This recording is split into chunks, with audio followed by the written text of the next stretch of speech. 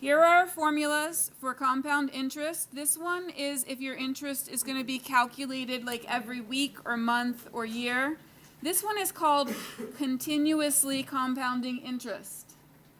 It means that technically your interest is being calculated even more than every second. It's just continuously being compounded.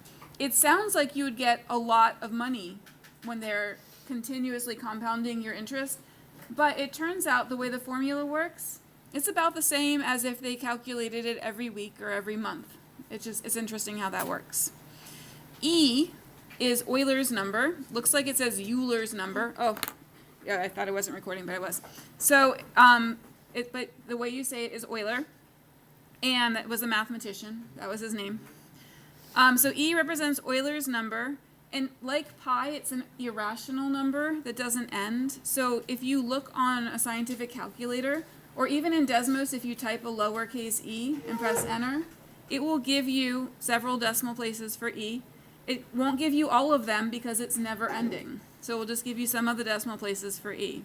So just like pi, it's an irrational number, but it's a number. Same thing with E. E is not a variable. Okay, the rest of these are variables. So A is going to be the final amount of money.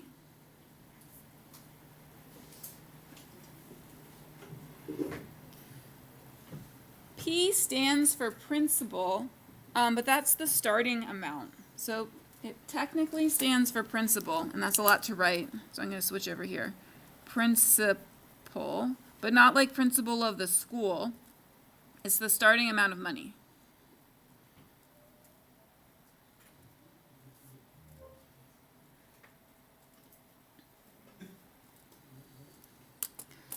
Okay, R is the rate of interest. So if you're borrowing money, you want a low interest rate. If you're investing your money, then you want a high interest rate. So it's the rate. And you don't want the rate as a percent, you want it as a decimal. So if they give you a percent, you're going to change it to a decimal.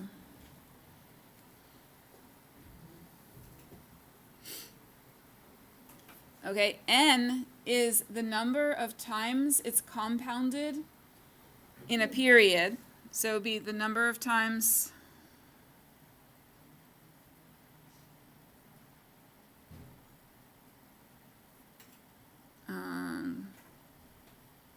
the interest is compounded.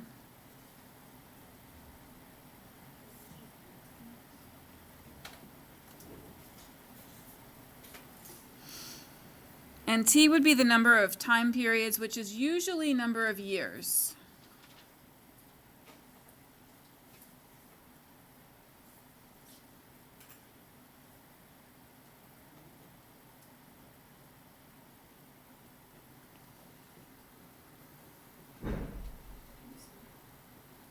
This part that you see inside the parentheses here, this is going to be the growth or decay factor.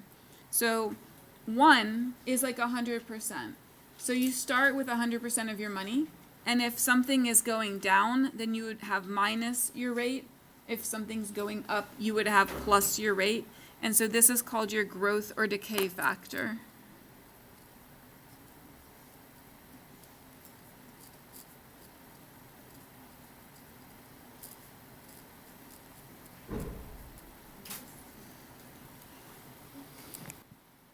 Okay, the city of Reston, Virginia grows every year at a rate of 0.4% compounded annually. 0.4%, is that more or less than 1%? It's less than 1%, right? A lot of people confuse 0.47% with 47%, but they're very different numbers, right? 47% would mean that the population of Reston was almost increasing by 50% each time. Like when you turned around next year in class, instead of having 30 kids in class, you would have 45, okay? That's a lot of growth. So we're not growing by 47% annually, by 0.47% annually, which in 1 year is not a lot. It means that you would have half of an extra person per 100. But it does grow exponentially, which means that eventually you would have a lot of people in Reston. The population of Reston in 2019 was 58,404. What is the estimate for Reston's population in 2025? So we're going to try to find a few values before we get started with the formula here.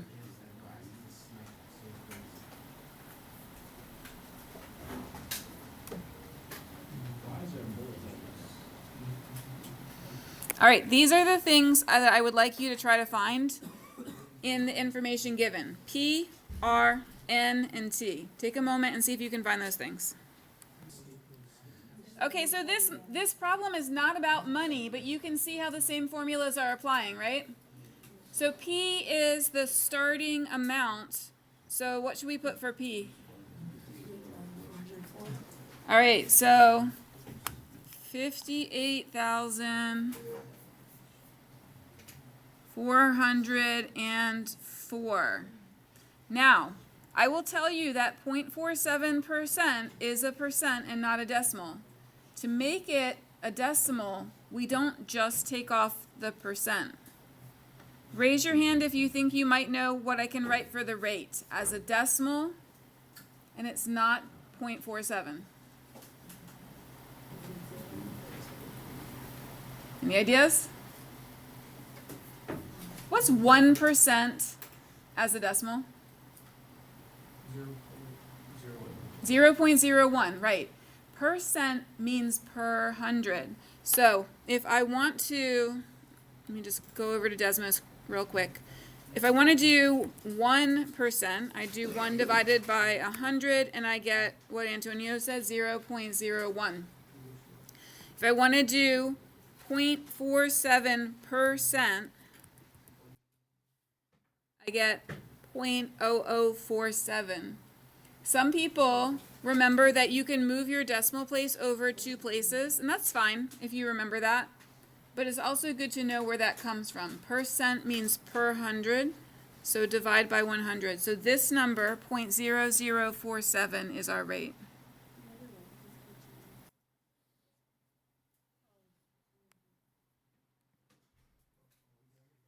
N is the number of times it's compounded in a time period. In this case, our time period is years.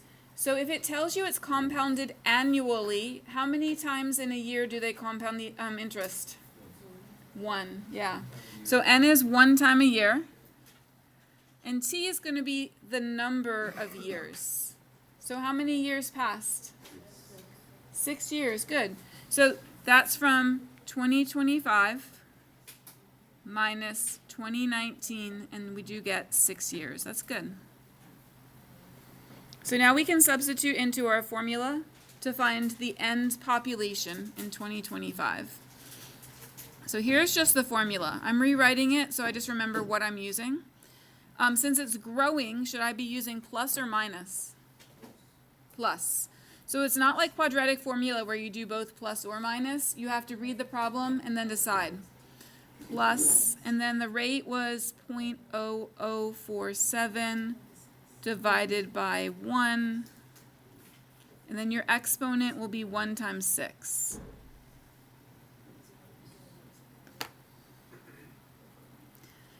Oh, I didn't put it in P. Sorry.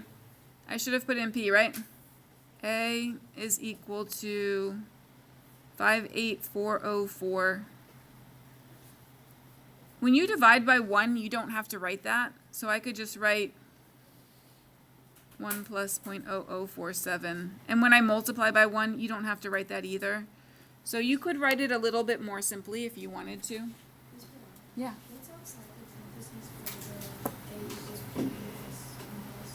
Up here? It says 1 times 6. Okay. So let's put this into Desmos and see what we get.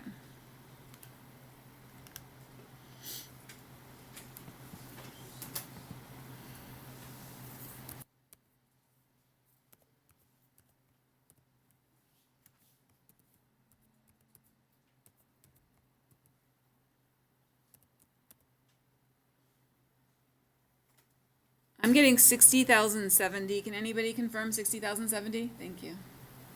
Good. And I'm going to round that to the whole number because we're talking about people, right? And so I can't have half of a person. It's almost going to round up, but not quite. So 60,070. And that one was not money, that was people.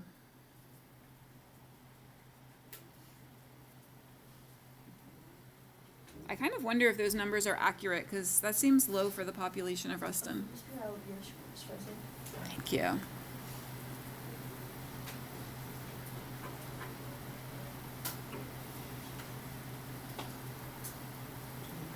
All right, any questions on 2 before we do 3?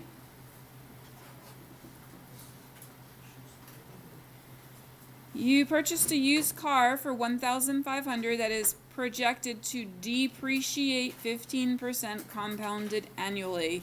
What does depreciate mean? Go down in value. Very good. You guys must have taken EPF. Yeah? No? Just good vocabulary. All right. So depreciate, go down in value. How much money could you resell the car for after 1 year? So start by identifying P, R, N, and T.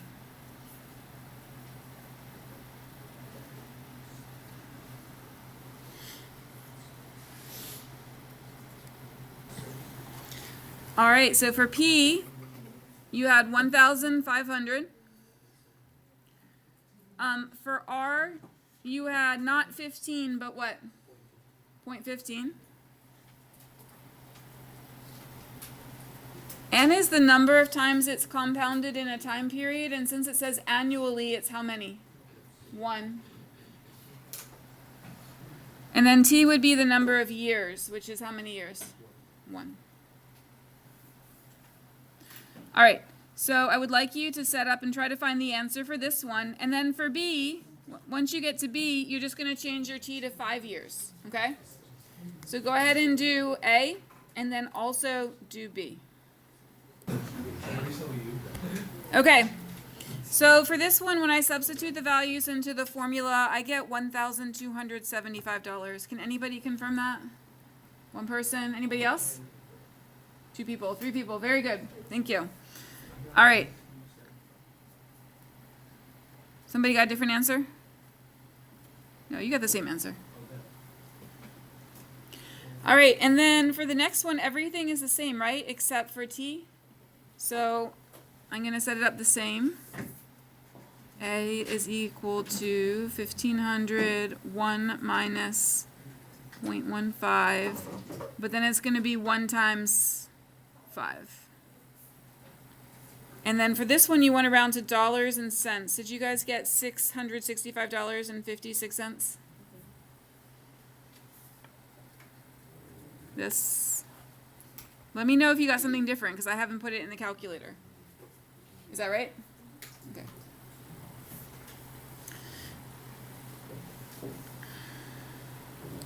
All right, take a moment, make sure you have it, and then let's look at the back.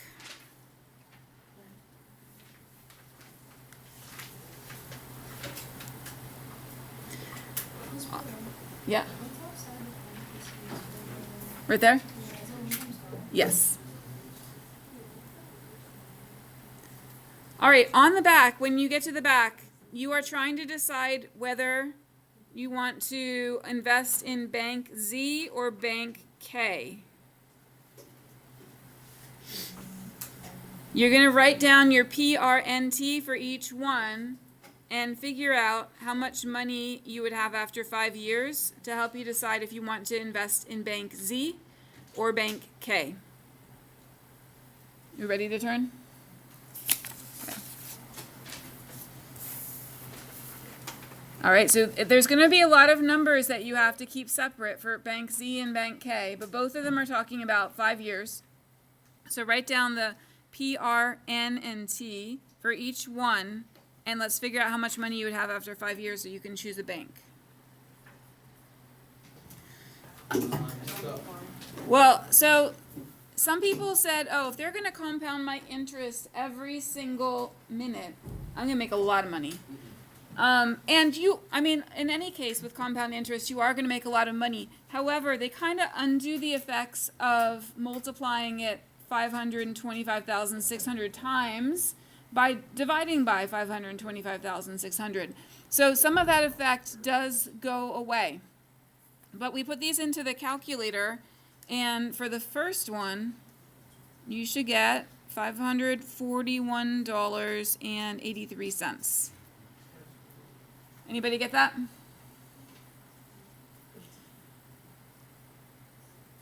I'm happy to read to you something if you need it.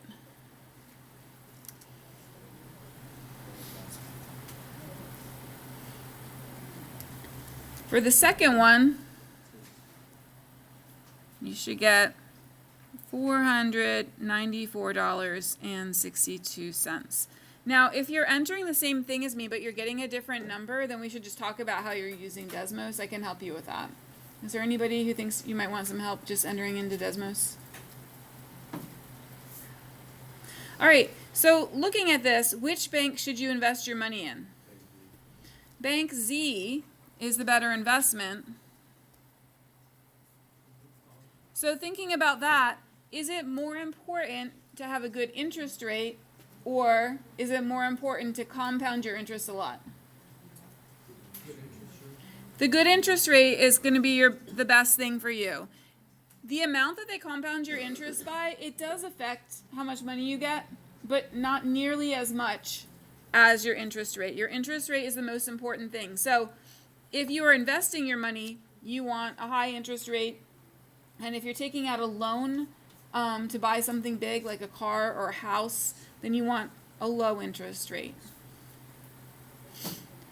Have you ever heard of people like refinancing their mortgage? Have you ever heard those words before?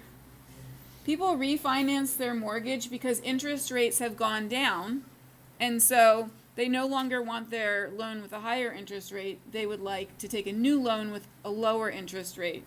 So the new loan pays off the old loan, and then you're now paying a lower interest rate, which saves you a lot of money in the long run.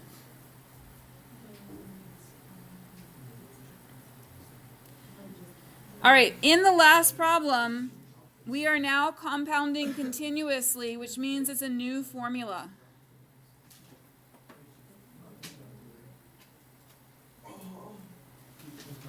Yeah.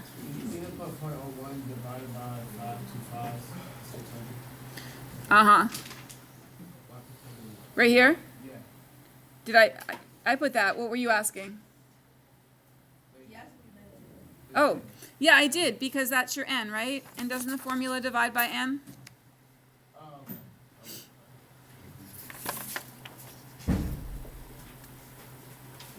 All right, so if you're looking at 4, if you're looking ahead, then you notice that there's a new formula.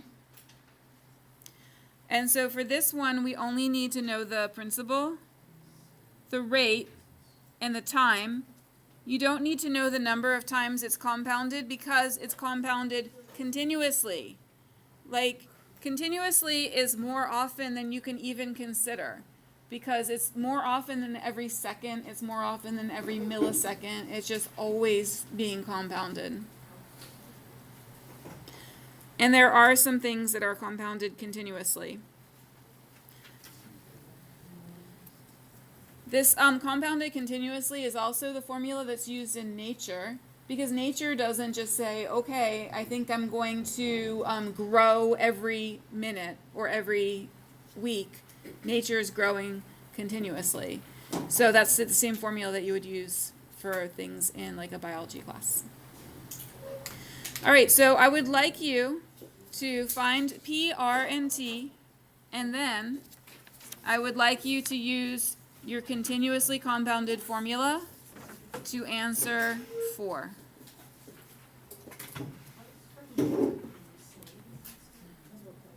I filled in my principal. For the rate, I have 0.04. For the time, I have 1 year. Remember that when you're using this formula, E is a number, and you can type in the approximation that we had on the front here, Euler's number. But Desmos also knows what E is, so you can just type E. All right, so I'm going to do that right now. You should practice typing it too.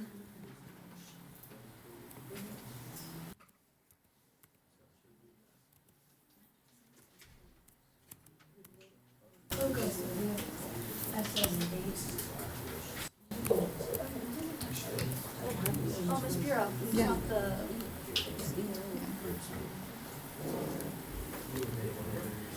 Okay, so 1,500 times e to the 0.04 times 1. And I'm getting $1,561.22. $1,561.22. And then after 3 years, you're just going to change your time to 3.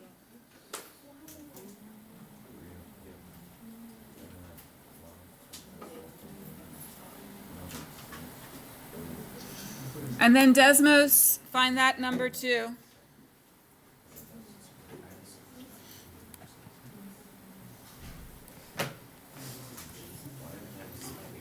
So I get $1,691.25.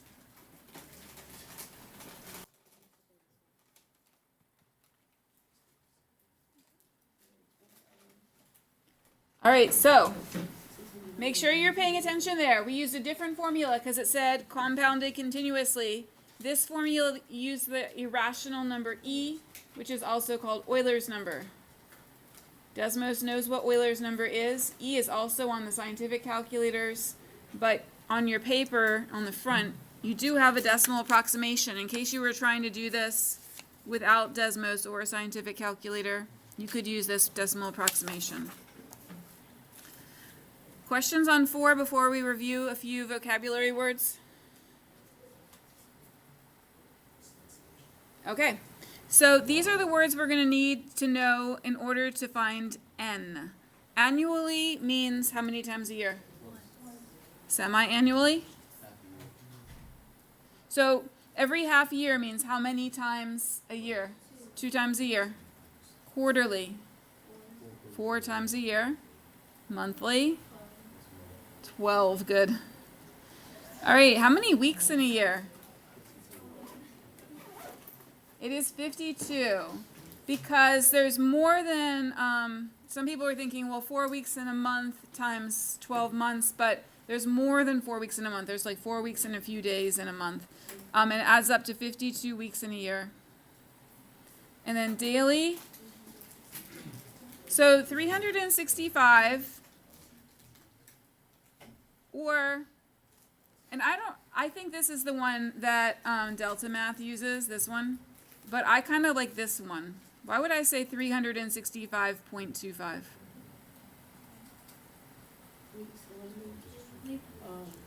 How many days in a year? Except for leap year, which it's a leap year, right? And tomorrow, all the leap day babies are going to be born, and the leap day babies, they only have a birthday every 4 years, right? So when they're 40, they have their 10th birthday. Tomorrow's leap day. We only have a February 29th every 4 years. Is it? Oh, you guys are right. Today is leap day. I have my calendar wrong up there. Today is leap day, so all the babies born today will have their birthday only once every 4 years. All right. So anyway, this 0.25 means that if I'm adding up the days in 4 years, it would be 365 plus 365 plus 365 plus 365 plus one more whole that I get from these 4 quarters, right? So this one is probably more accurate, but I think that Delta Math uses this one, okay?